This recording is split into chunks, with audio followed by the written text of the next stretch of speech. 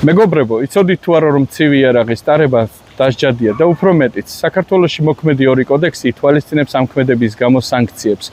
უფრო ცლად ეხლა განვიხილავთ ჩემს მეგობართან ადვოკატ ია თოდუასთან ერთად, რომელიც საერთო სპეციალიზაციის ადვოკატია. იაკ თხო მოუყევი მოქალაქეებს ამის შესახებ უფრო ცლად.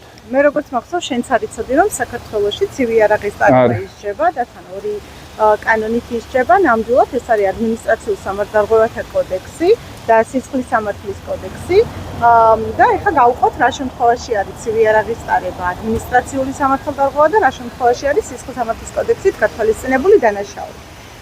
თუ პირი სკვერში, პარკში, საზოგადოებრივ ტრანსპორტში, თეატრში, კინოთეატრში, ანუ საზოგადოებრივი თავშეყრის ადგილას ატარებს ცივი იარაღს, ეს არის ადმინისტრაციული სამართალდარღვევა და ასეთი სამართალდარღვევისთვის გათვალისწინებულია სანქცია 500 ლარის ოდენობით ჯარიმით.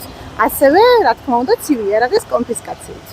თუმცა იმ შემთხვევაში, თუ კი ცივი იარაღს ატარებს პირი, რომელიც ერთხელ უკვე ადმინისტრაციულ სახსრელს დადებულია ცივი იარაღის ტარებისთვის, ან ნარკოტიკული ნივთიერების მოხმარებისთვის არის ადმინისტრაციულ სახსრელს დადებული, ან თუ მის მიმართ გამოცემული არის შემაკავებელი ან დამცავი ორდერები, ამ ორდერების მოქმედების პერიოდში თუ ატარებს ცივი იარაღს და ასევე თუ ცივი იარაღს ატარებს პირი, რომელიც ნასამართლებელი არის განზრახი დანაშაულის ჩადენისთვის, ეს უკვე არის სისხლის სამართლის კოდექსით გათვალისწინებული დანაშაული და შესაბამისად უფრო მძიმე შედეგი აქვს ბუნებრივია სისხლის სამართლის კოდექსით გათვალისწინებული დანაშაულის ჩადენას. მართალია, აქ ეს ნაკლებად მძიმე დანაშაულის კატეგორიას მიეკუთვნება, თუმცა ასეთი დანაშაულის ჩადენის შემთხვევაში პირს მინიმუმ ჯარიმა და ნასამართლებლობა მაინც აქვს.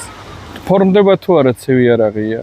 ცივი იარაღი არ ფორმდება, თუმცა იმ პირს, რომელსაც აქვს იარაღის ტარების უფლება, შეუძლია ატაროს ცივი იარაღიც. და რაიმე გამონაკლისები არის ამ საკითხებში? კანონი იცნობს გამონაკლისებს, კევინ, მაგალითად თუ კი დაადასტურებს პირი, რომ ცივი იარაღს იყენებს პირადი ჰიგიენისთვის, ნადირობისთვის, თევზაობისთვის, საჭმლის მომზადების მიზნით, ან თუ ცივი იარაღი არის ეროვნული სამოსის შემადგენელი ნაწილი, აი ხანჯალი, მაგალითად ქართველებს ეს ძალიან მარტივად შეგვიძლია წარმოვიდგინოთ, რას ნიშნავს ეროვნული სამოსის ტარება. ასეთ შემთხვევაში კანონი ითვალისწინებს, რომ ეს არ უნდა ჩაითვალოს სამართალდარღვევად. თუმცა სამწუხაროდ პრაქტიკაში ნაკლებად აქცევენ ამას ყურადღებას და ხშირ შემთხვევაში მაინც აჯარიმებენ.